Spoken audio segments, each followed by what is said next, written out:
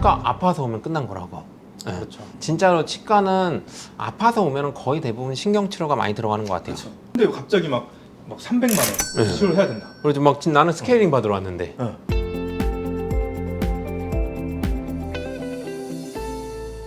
왜 병원마다 진단이 다르나요? 그렇죠. 치과가 특히나 좀 그런 게 좀 있어요. 왜 진단이 다르고 왜 비용이 다르나요? 자, 왜 치과마다 진단이 다르죠? 진짜로 다를 수밖에 없는 것도 있어요. 이제 사실 누가 봐도 신경치료를 해야 된다라고 하면 사실 다 해요. 근데 이게 더 커질까 말까 애매한 경우 같은 경우는 조금씩 달라질 수는 있다고 생각을 해요. 확실히 치료를 하고 이 치아를 다시 안 건드리는 게 환자를 위해 이득이라고 생각하는 의사가 있고, 아니면 이 치아를 혹시 10중에 9개를 살리더라도 치아를 살리는 쪽으로 보존 쪽으로 하시는 원장님도 있고. 다 맞죠? 사실. 네, 다 맞는 방법이고, 아마 엑스레이를 보더라도 혹은 환자를 보더라도 저희 셋도 진단이 네, 다르게 나올 달라질 수 겁니다. 있어요. 이제 검은색으로 치아마다 연필집처럼 있는 데가 신경혈관이 지나가는 신경관이에요.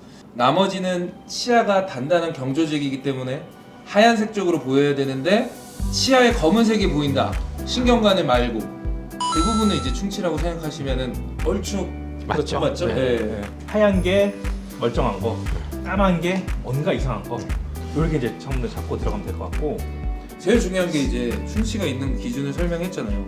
그러면 떼우는 거를 우선 세 개가 있잖아요. 레진이 쉽게 얘기해서 떼우는 제품. 그렇죠. 레진은 뭐랄까 그 자리에서 그날 바로 끝나고. 제거를 하고 환자 입안에서 바로 이제 떼어버리는 게 레진이고, 인레이는 제거를 하고 본을 떠서 기공모서를 만들어 와서 붙이는 게 한 번 더 방문을 하는 거죠. 그게 인레이고, 크라운은 이제 잘하면 나가 요거처럼 이렇게 전체를 깎죠. 전체를 깎아서 모자처럼 씌우는 거. 이게 이제 크라운이잖아요. 치아랑 치아 맞닿는데 이 맞닿는 형태를 만들어줘야 되는데, 레진으로 하게 되면, 레진이 뭐냐면은 그냥 쭉 짜거나 이렇게 막 말랑말랑한 걸 꾹꾹 다져 넣어가지고 붙이는 거거든요. 이 경계를 정확히 만들어주기가 정말 힘들어요. 강도도 사실 레진이랑 인레이는 강도 차이가 좀 많이 나요. 저 같은 경우도 프록시말 캐리어스니까 인전면 우식 같은 경우는 대부분은 다 인레이를 합니다. 환자분 입장에서는 이거를 과잉진료라고 생각할 수도 있어요. 왜냐면 보험 진료는 글래스 아이라는 거죠. GI라는 제도로 세우면 10,000원밖에 안 나오거든요. 근데 이거를 인레이로 하면 거의 막 30만 원, 35만 원씩 나와요. 그러니까 이제 이 치과는 뭔가 과잉 진료하는 치과라고 생각하기 쉬운데, GI를 하면은 꼭 깨져서 오십니다. 또 깨지거나 닳아가지고 없어져서 오시죠. 그래서 저희 입장에서는 환자분을 생각을 해서 오래 쓰려면 인레이를 해야 되는 게 맞는데, 그리고 치과가 아프기 전까지는 이가 상했는지 모르기 때문에 그 임시로 떼운 재료는 하방으로 2차 충치가 생겨서 더 큰 치료를 하는 경우가 실제로 많습니다. 사실 뭐 많이들 속된 말로 그러잖아. 치과 아파서 오면 끝난 거라고.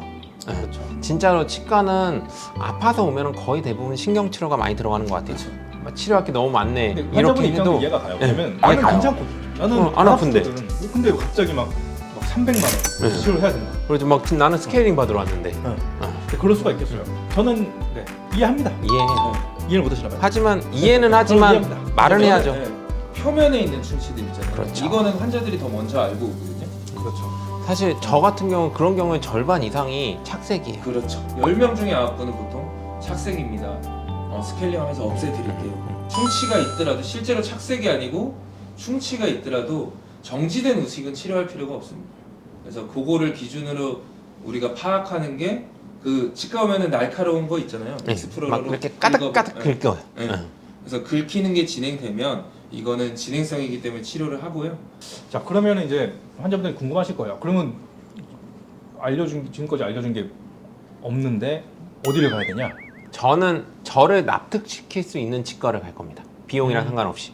여러 안이 있고 왜 나는 당신한테 이거를 해야 되는지 안을 여러 개 설명해 주지. 말이 많아야겠죠. 근데 정말 말이 많은 원장님일수록 힘들거든요. 그럼에도 불구하고 말을 하는 사람은 본인이 그게 납득이 안 되면 진료를 못 하는 사람이라고 저는 생각을 해요.